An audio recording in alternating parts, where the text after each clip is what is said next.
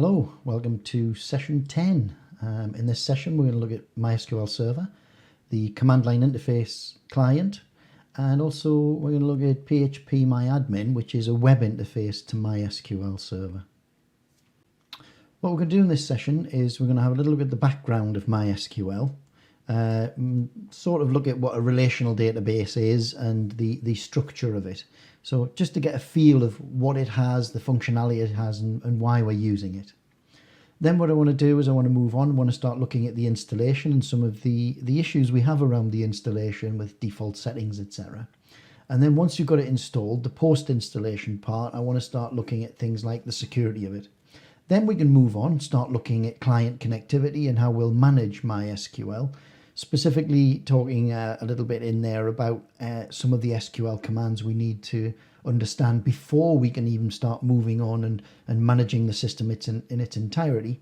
And I'm going to focus very much on how we can get PHPMyAdmin working in there, because that is going to be the predominant tool that we're going to use in this module as a means of managing the system, rather than using the command line interface for everything. We do have to use it, and that's just for the initial setups to allow us to move on to the web-based interface. And then to finish off, what I'm going to do is talk a little bit about some of the more advanced things that MySQL will do with respect to high availability systems and high throughput systems. So let's go back and let's start a little introduction as to what actually MySQL is. MySQL is defined or described as a relational database management system. So what does that mean? Well, what it means is it's based on a specific model of how we can actually take data and model it within a system to make that information storable in a structure that allows us to turn it from being raw data into information. So that is the relational model. So that's where the relational part comes from, the description. The other thing is MySQL is described by the manufacturers as being fast. It's purpose built for high throughput, but also it has some very, very advanced features that allow us to make parts of the system reside in memory to make things a bit quicker, caching certain amounts of data, etc., and pre-compiling some of the SQL statements, etc., all in memory for optimized speed. The other thing is it's multi-threaded, which means that you can have multiple connections to the server running simultaneously. It's also a multi-user system, so instead of just having one user account that logs in and uses it, you can have many user accounts that can log into the system. So you have multiple points of entry, which is one of the reasons that you need it to be multi-threaded for these connections. And the other thing is they often describe it as being very robust, and the reason for that is it is such a popular application that it is heavily field tested. Now, they also say that it's intended for mission critical systems because of this, because it has the speed, the multi-user access, and it's highly, highly tested and therefore very, very stable. It also is also capable of supporting heavy loads because of the optimization that we can do within the configurations, which I'll mention later on a little bit. We won't be tweaking the parameters, but we do need to go in there to do one operation for what we need to do to move this database into a web server farm. But on top of it being expandable for the very large, it also has a very small footprint. So it actually lends itself very well for embedded systems and being embedded where anybody needs it for like small scale deployments as well. So it's very, very popular for large and small scale deployments. Now, when I kept saying it's relational database, what I actually mean is the design of the data storage is based upon set theory. In other words, what we have is we have blocks of data that we store discretely, and then we link them all together, and we link them using relational algebra. So that's where the relational component of the name comes from the relational algebra that it uses. In there, we can select data from tables, we can extract data or project the data, and we can also join it. We can inner and outer join and full join the data to take two of these blocks of data and put them together. So we can take the data, put it together, and produce information. It's also not just a multi-user system, it will also support multiple databases too. So within it, we have discrete databases where we can have lots of users connected to lots of those databases, or lots of users connected to one, or one user connecting to many databases or having access to them, or one user having access to one database. That's the usual way that MySQL is used for web applications. One user account, one database. The web application is built and uses that account to access the system. And then all of sort of like the security aspects of access to the data is done within the application. So it's very, very common to see setups of MySQL where you've got the root account, which is how it's set up. You then have an administrative account, which is used to manage the architecture, and then individual accounts and databases that are actually there specifically for applications. The other component that is in the MySQL database is what we call the metadatabase. All that setup of all the users and the database and who has access to what is actually stored in the metadata. And there are tables in the metadata for accounts and their access rights, but also the structure of the databases that are in there as well, those discrete pockets of data. So what we actually have is a suite of software at the top, which is the database software itself, and that does all of the memory management and holds all of the precompiled statements that we make to put into the database for queries, etc., and it caches all the data as well. Then connected to that is the metadata, which stores the information about user accounts, databases, database structure, etc. And then we have all the databases themselves, which are each of the discrete sections, usually for an application. But inside those databases, there is another structure. That structure is managed by the metadata, but from the way the metadata describes it, it's actually encapsulated within the database itself. Within each database, what we have tables, or what we sometimes refer to as relations, and they are the discrete blocks of data. And in those blocks of data, we have rows of data, which would be, say, if that was a table to represent a person, it would be all of the attributes associated with a person, so name, age, height, etc. So that would be in a row. And in the columns, where we call it an attribute, that would say for all of the people in that table, that would be their ages. So the selection, projection and join is basically allowing us to look at these columns and rows and manipulate them to turn the data into information. On top of that, we also have things like stored procedures, and what they do inside the database is whenever we do anything repeatedly, we can actually put all those instructions together and put them in a stored procedure. So if instead of us having to carry out lots and lots of individual statements, we just execute that procedure. We can also link those procedures to tables and any actions that a user carries out on them. So if I try to delete a record, we can actually trigger one of these procedures that will do a validation check and then come back and say yes or no whether that record can be deleted. So it allows us to put some data integrity into the system as well. Okay, let's get it installed. We want to get this database installed. It's quite easy. It's like a lot of the applications we're working with MySQL with Ubuntu Server. The Ubuntu repository has all of the popular applications in it, so we can just install from the repositories. Now, as long as you keep your machine updated with sudo apt update and sudo apt upgrade, you should be able to get to the repositories no problem. So if you update your system, you should then be able to simply go sudo apt install MySQL Server, and it will install the latest version of MySQL. It's actually quite a trivial installation. You run that command, it does the install and all the dependencies, and it finishes, and we've got the system set up. However, what we need to be aware of is the default install has certain levels of security pre-built into it. One of those is the bind address, and we'll come on to this later on. After you've done that installation, the only way to access that server is directly from the machine you just installed it on, and that's because of the bind address. And we actually need to do something with that later on in the configuration, so we can turn this from being an isolated database server into a database server on a network where our web server clients can actually talk to it to start retrieving data. After we execute the command, what it will do is it will actually work out what dependencies there are within the architecture or any packages that it needs, and it'll install them. Interestingly, although we're installing the server, it will automatically install the client for us.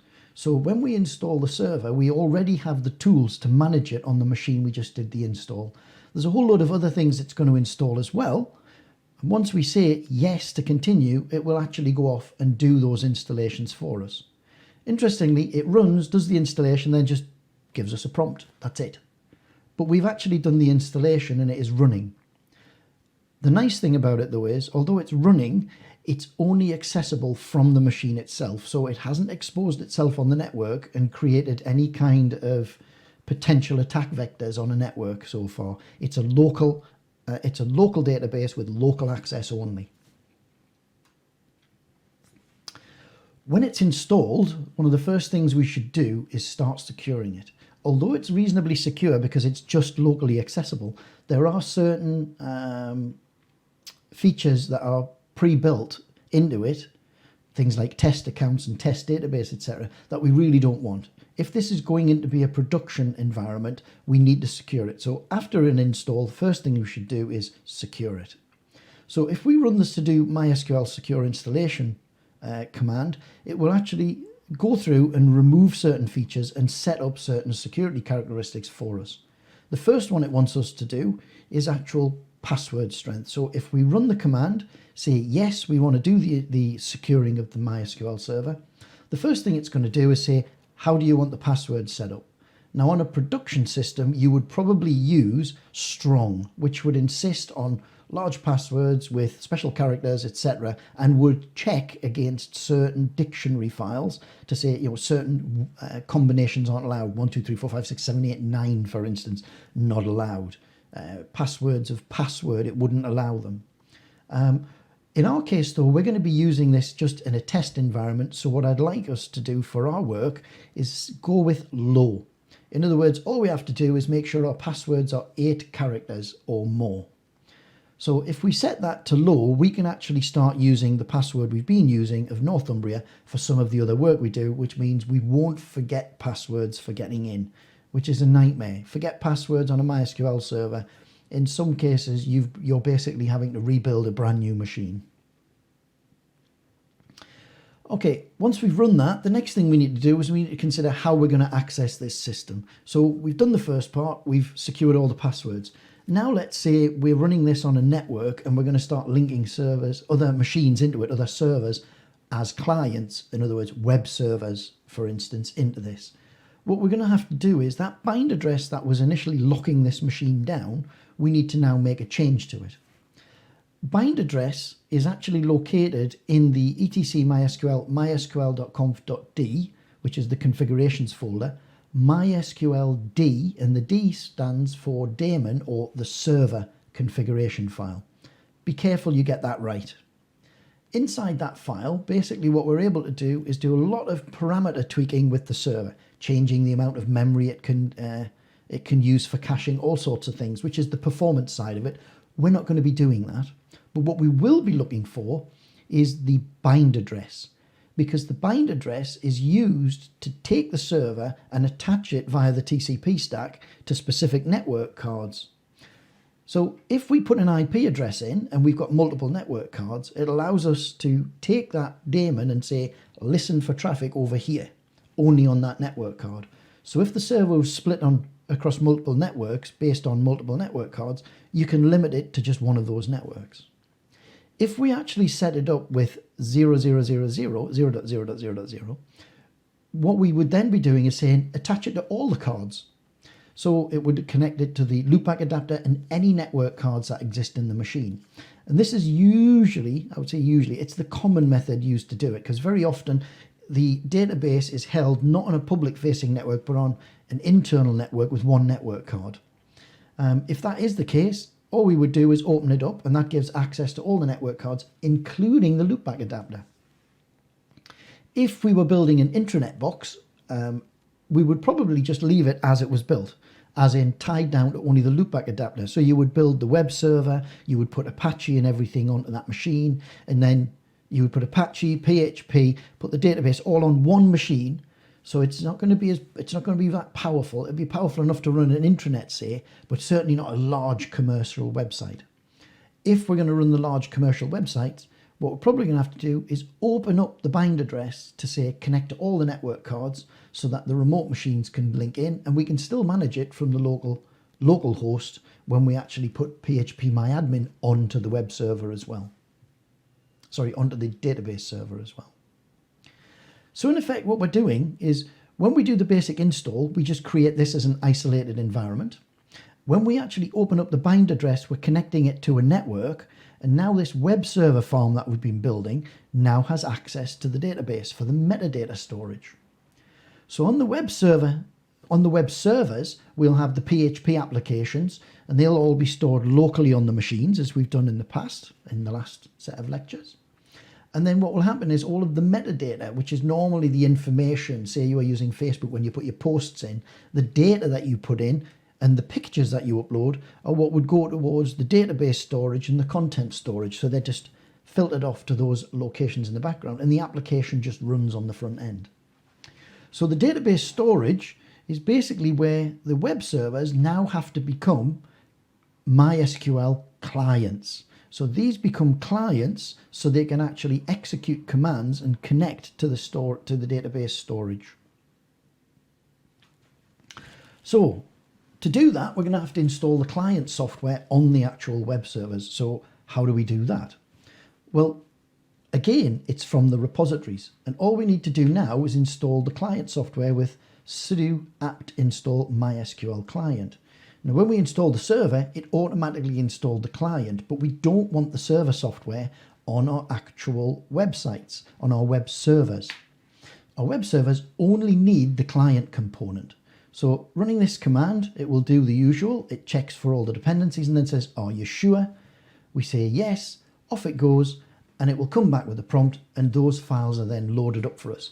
And that basically is a connector, so the machines and languages can actually use those libraries to communicate with the server to send queries and get results, or send commands and make changes to the system. So in effect, as soon as we've done that and we've opened it all up, what the position we're in now is we now have our MySQL database environment and we have our website environment. Our website environment is now supporting PHP and the MySQL client, and the database is exposed to the network for connectivity. So in the case of this one, what I've got is I've just got a little script here, and in here I'm saying MySQLi connect to the MySQL database.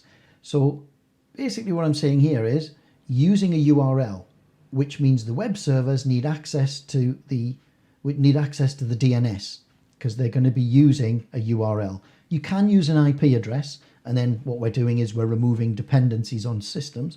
But given that this web architecture is using DNS for authentication, we'll use the URL. We then use the account that we want to connect on, the password for that account, and then the database we want to use when we've connected. This, what it does is it then actually tests that link and then gives us either a message to say it's successfully connected or hasn't. But that's basically all it needs to do. That's all this script does, and that's all we've set it up to do. And you'll notice I've used the load balanced URL here because this is something that you can put on all of the servers, because all of these servers can use the database as long as they've got the same username and password. So distribute the scripts to connect to the database, just like we've done with the content storage, and that would mean all servers can interact equally.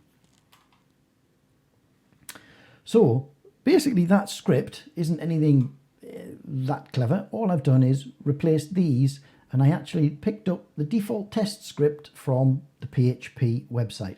I suggest you have a look at that if you haven't already. Most of you are probably doing some kind of web module, so some of this should be quite familiar with you. All we're doing is the point you've gone to with your connections and the work you've done, we've just gone one step further and looked at how we actually got that environment set up. Now, when it comes to MySQL, you've probably done some work with some DML.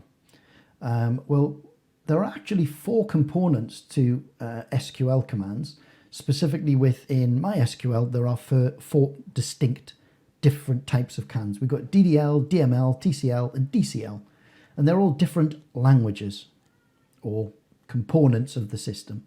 First of all, DDL is your data definition language, and what that allows us to do is to actually define our databases and the structure of them. You've probably used this before to create tables and then drop tables when you don't need them. But you can also do things like renaming them, truncate them where you just take all the records out and blank the tables, etc.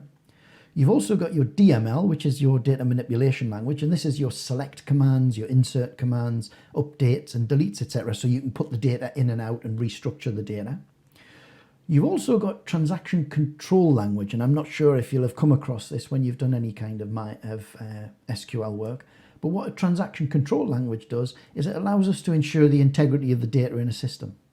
Basically what you do with the transaction control is you can say this is the start of a transaction, and you can have multiple SQL commands, but instead of every single command being automatically committed as it's done, because that may actually end up with data in the system that is corrupted. Not that it's badly put into the system, but you've, say, put in an order, but the order lines didn't go in because they're put in separate commands. What the transaction control language allows you to do is put them all together and say, do not do this unless they will all be successful. At which point you would start the transaction, carry out all of the commands that are required, and then you would say commit that, and it would only be at that point that they would be written to the database. If you want to do a little bit of background research on that, what you should look up is something called the two-phase commit. The last bit we've got is the data control language, and this is something we're going to have to work with. And the data control language is how we put in the security on the database objects. This allows us to take users and say they're allowed to use databases.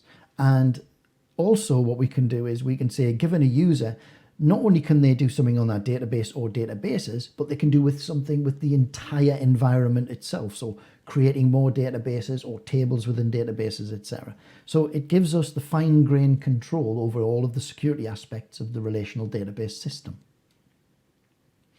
So we need to put all these together and use them to set this all up. So given that MySQL is a multi-user environment, what we're going to need to do is create users on the system and potentially delete users. But we're just going to look at the create command. If we want to create users on the system, what we have to do is use the create command, and we can say create a user, and then we can give them a name. And the interesting part we've got is not only can we give them a name, but after name and the @ symbol, we can give it a scope of access. Now, if we put in a % in there, that means this user account can connect from anywhere. But what we can also do is put an IP address in there as well. And what that will do is say this user can only attach from a very specific machine. Generally speaking though, if it's a web server farm, how can we do that? Now, there are ways we can actually put in individual IP addresses to say these machines are allowed to connect to the database. Sort of outside of the scope of what we're doing in here, but you can create a user multiple times with different scopes, and therefore it will be a way of securing the system even more tightly than it is with just the usernames and passwords. So we can say, given the name, tie it into a very specific machine. And then all we do is we say identified by, and we give it a password, a semicolon on the end, as most SQL statements require, and away it goes.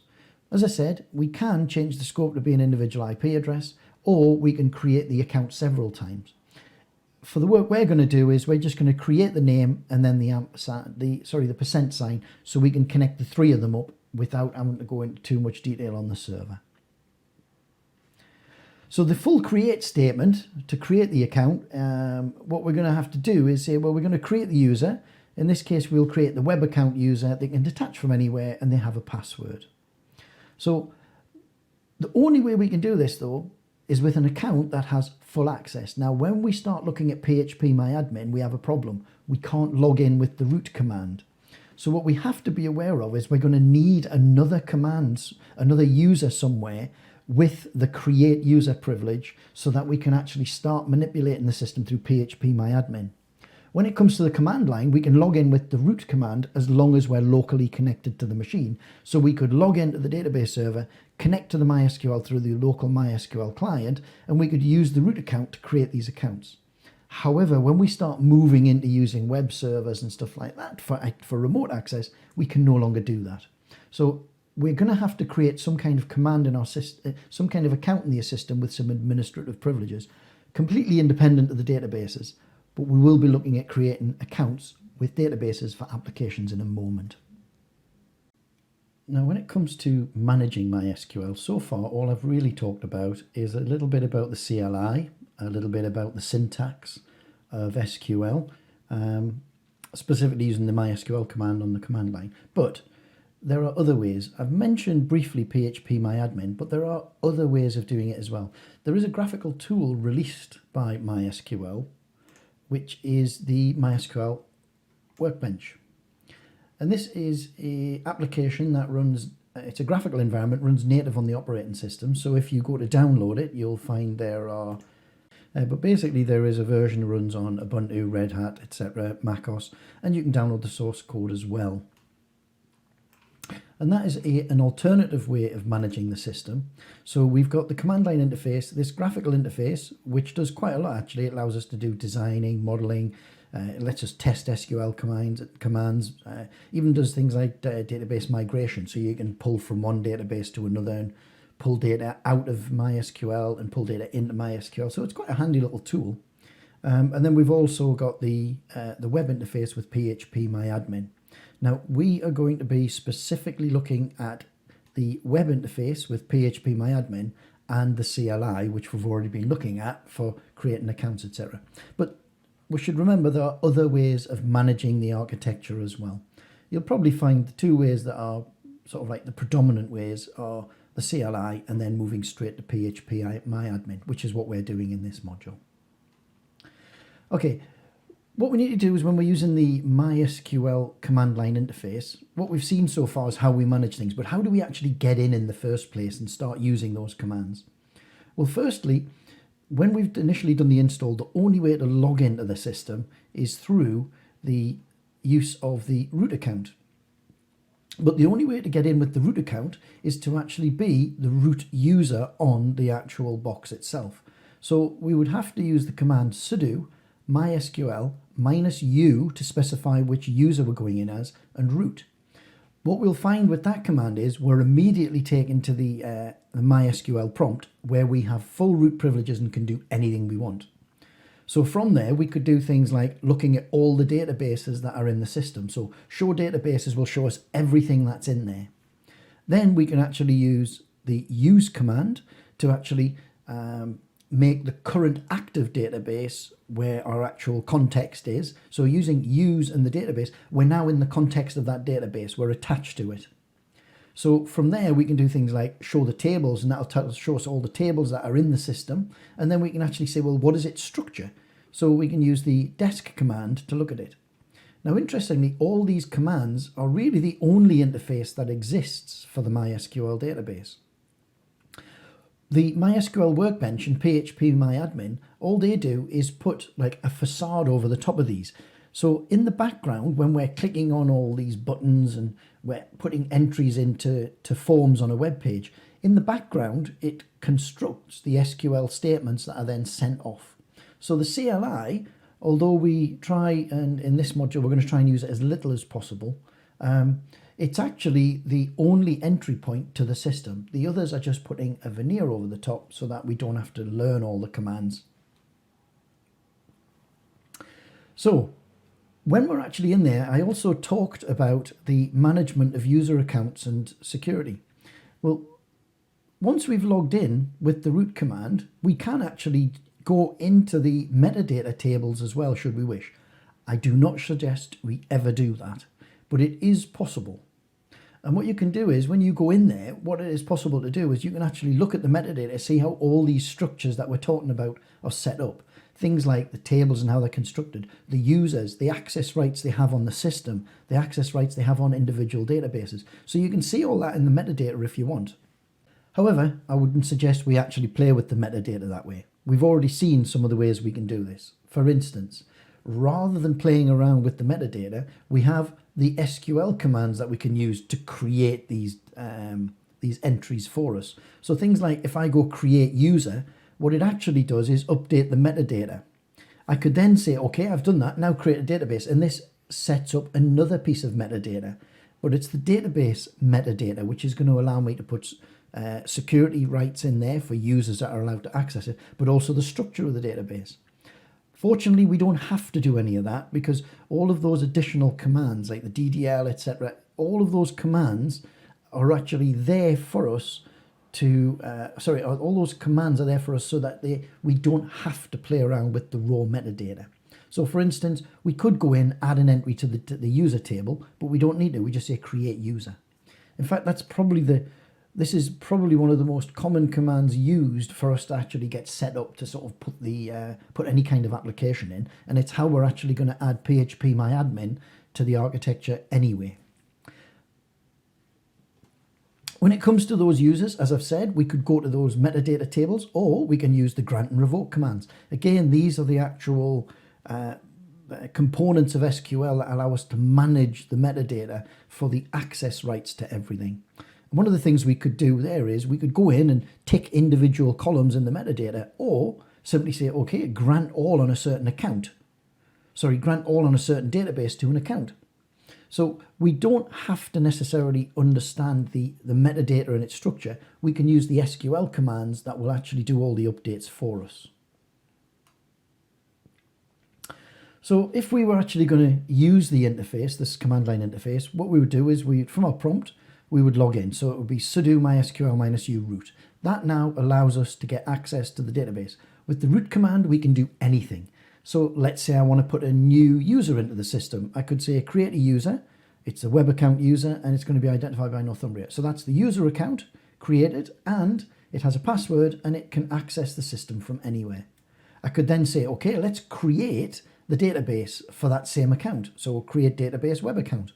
Again, done, no problem. I can then grant all of the access rights on that database to that user. So now that user account can log in and completely control that. So that would be the kind of combination we would use for an application. The last thing I'd need to do is flush the privileges, which actually means that's then pushed into the database and it's then live. So now that account is able to do everything we've just asked it to be able to do. If we actually went and had a look at the tables, if we went and used the MySQL database, we could then list up sort of like the usernames, where they're allowed to log in, passwords, and all sorts of information. But I've said, although that's useful, we don't need to do it. But we can actually look at the metadata through PHPMyAdmin as well, should we need to. So for instance, if we wanted to just check an account to see what it has access to, we can actually list it up from the DB table, the database table, and we can see that this account can connect to this database from anywhere. And we've got a whole set of privileges. It's all metadata. So the other thing we can do is we can then log in with that account now, and what we'll find is its access rights are slightly different to the root account. If we log in with that account, what we'll find is when we show the databases, what we certainly won't be able to do is see the metadata anymore, but what we can see is the database that we were given access rights to. But as you can see, it's all commands to look at this, commands to look at that, and it's actually quite a process to work our way through it. However, as soon as we put PHPMyAdmin, it's a completely different story. However, all these commands are complicated, but we do need to know some of those commands for us to actually get PHPMyAdmin up and running. And it's the most popular web interface for MySQL. It runs on a lot of different environments, and in our case, we're going to be running it on our Ubuntu machines. But it's actually a PHP application, so it pretty much runs on any web server environment. When we install it, though, it's actually already got all of the dependencies linked with it. So from our machine, once we put the database on, all we have to do is say install PHPMyAdmin, and it'll put all of the dependencies in. And what we should be doing is using Apache. We can use light TPD, or we can use Apache. It's actually built to use either of them. But in our case, what we're going to do is we will build ours with a dependency of Apache. And we don't need to install Apache separately or anything else. If we simply have MySQL installed, then do the prerequisite requirements and install PHPMyAdmin, it will do all the dependency checking for us, so we end up with a functioning system. However, there's a slight change from the previous version. There have been security updates on Ubuntu 20.04, and now when you install PHPMyAdmin, you can't simply install it and create the account as part of the install. It needs to now be pre-created before we actually go in and install PHPMyAdmin. This is a change from when we've installed this on 18.04. So to get PHPMyAdmin up and running now, this is a prerequisite. We need to create the user PHPMyAdmin, which will be the same account we will create for the PHPMyAdmin application. And we give it a password. We then grant privileges on that into the system so that it can actually use the privileges on anything, so it can update tables and do whatever it needs. We create the account, give it the privileges to the box, and then flush all of the privileges on the box, so that's now active as an account. Now we can install PHPMyAdmin onto our MySQL server. All we have to do is, because it's actually built into the repositories with the dependency tree, we simply go sudo apt install PHPMyAdmin, and it will go off and do the installation. Now this installation is quite big, and the reason it's big is because of all the dependency installations as well. So where we would before, we were looking at how to put Apache and PHP in separately, and we built our architecture. Simply from going PHPMyAdmin at the top, it has all these other dependencies that it will pull in for us automatically. So it does take a bit longer.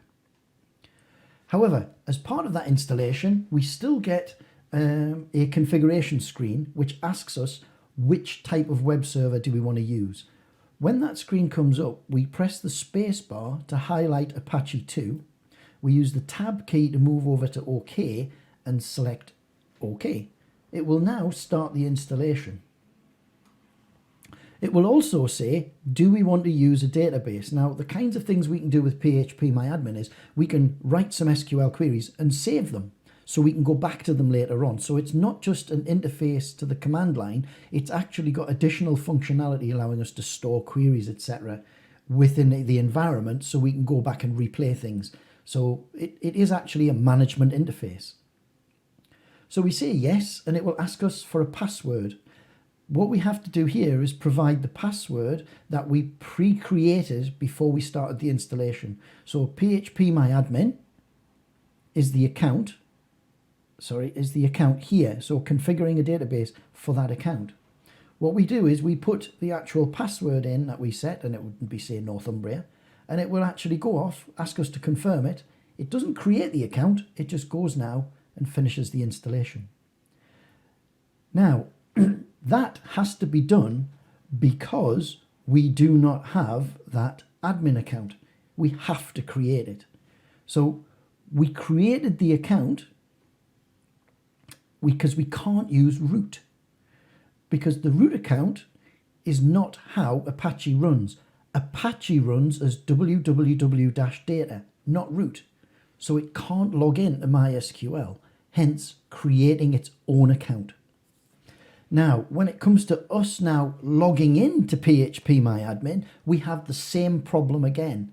The PHPMyAdmin account needs access to the system, but now we as a user need to log in. So PHPMyAdmin is the application component.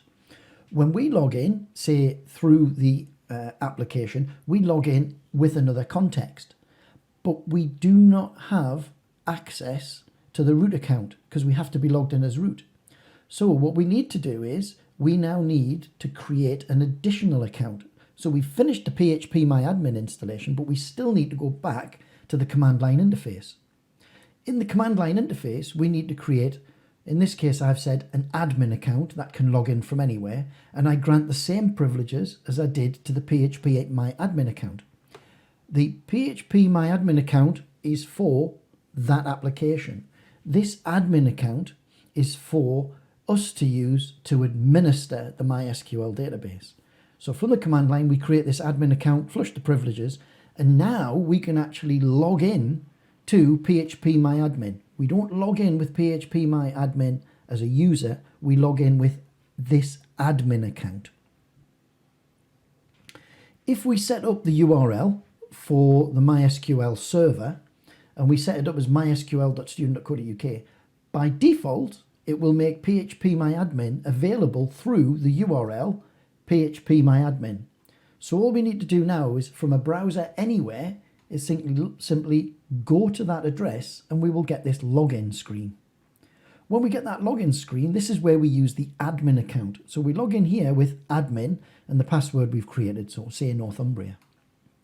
What we then get is the interface to the system, and we also get to see all of the databases that exist on the system, because this admin account has full access to the system. We can also see the PHPMyAdmin account, MyAdmin database that the PHPMyAdmin user uses to run this application for storing data about queries, etc. So inside here, if we look on the right hand side, we can see that we've logged in as user admin localhost. So we've got two administrative accounts now to get this up and running. One of them, PHPMyAdmin, which is for the application, and then admin, which is for us to administer the system itself, the MySQL system. If we want to create additional accounts, so let's say we now want to add an application to here, so we want to build a web application and we now want an account with a database set up in here, instead of us having to create the database and create the users and then add in all the security, we've got a much easier way of doing it. We can navigate around, look at databases and structures or anything, but we can also manage the user accounts of the system. We're an administrator. So if we go into user accounts, we can see a list of all the users on the system. So there's the root user, the PHPMyAdmin, and there's its database, and several other accounts, including our admin account that we created here.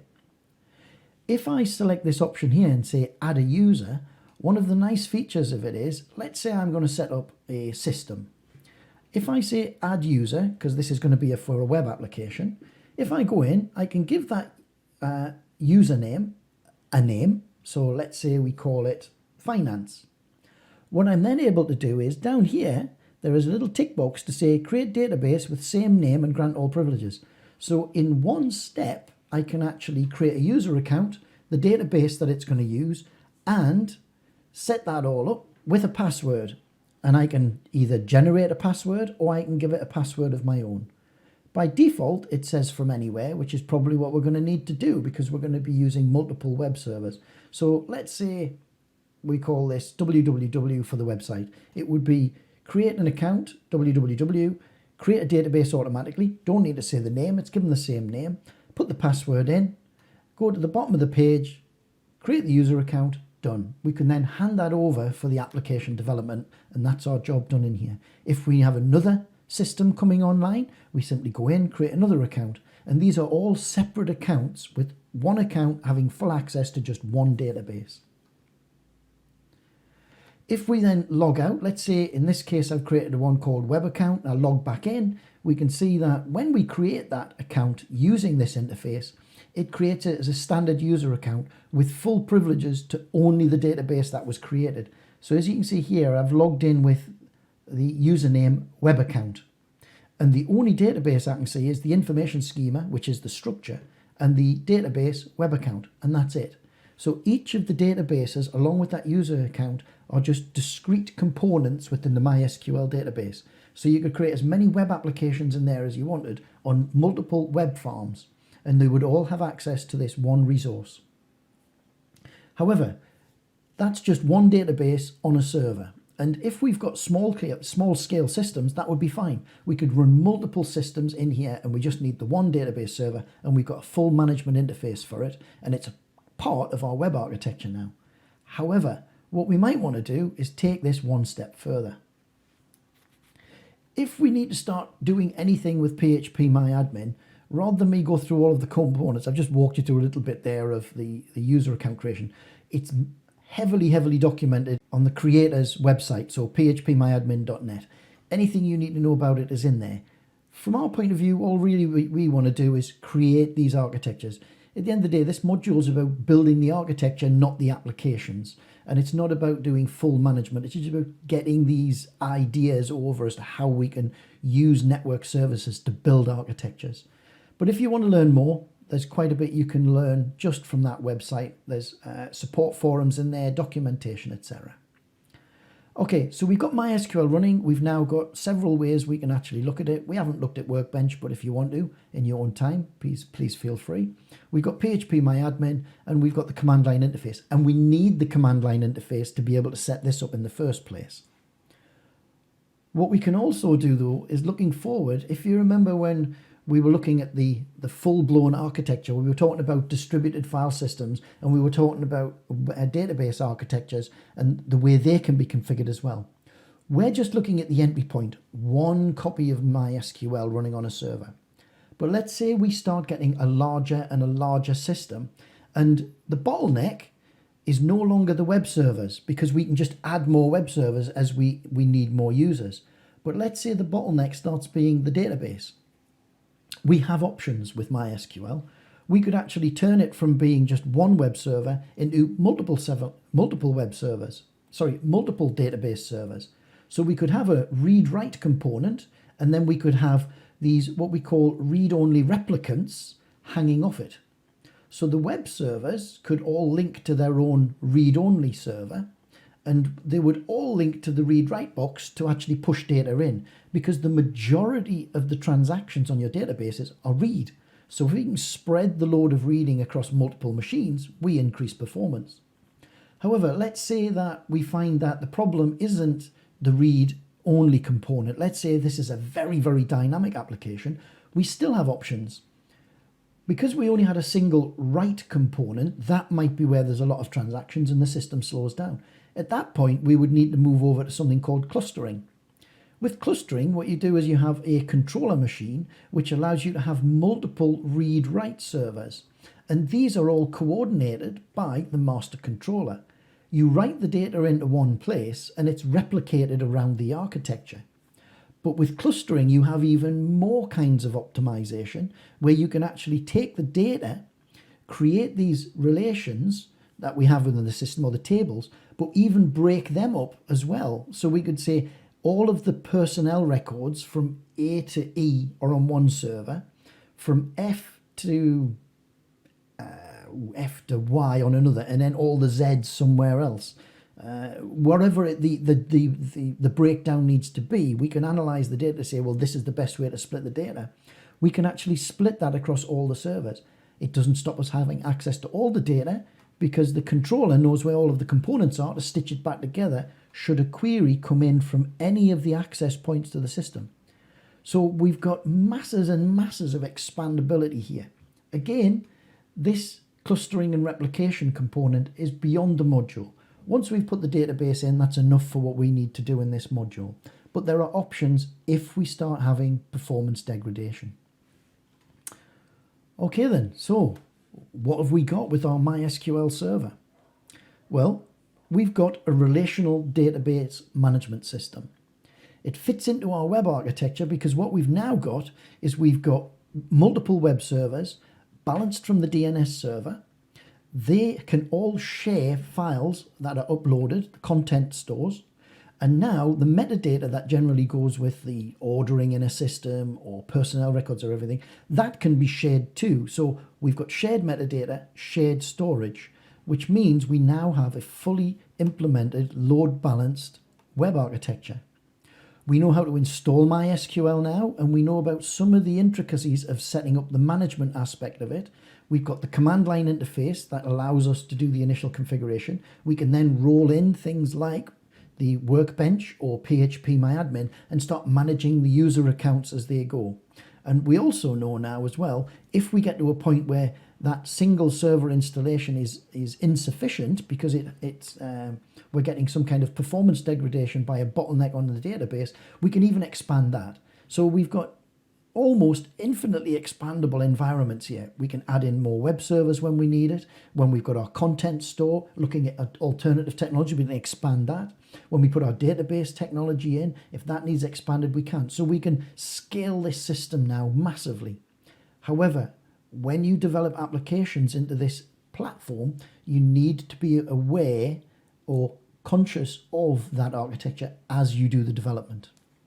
Okay then, that's all we've got on databases. We've got the workshop next, and that's the module complete. And all we've got to do now is move on and take all of this knowledge and apply it to an actual case study. So I'll see you in the workshop.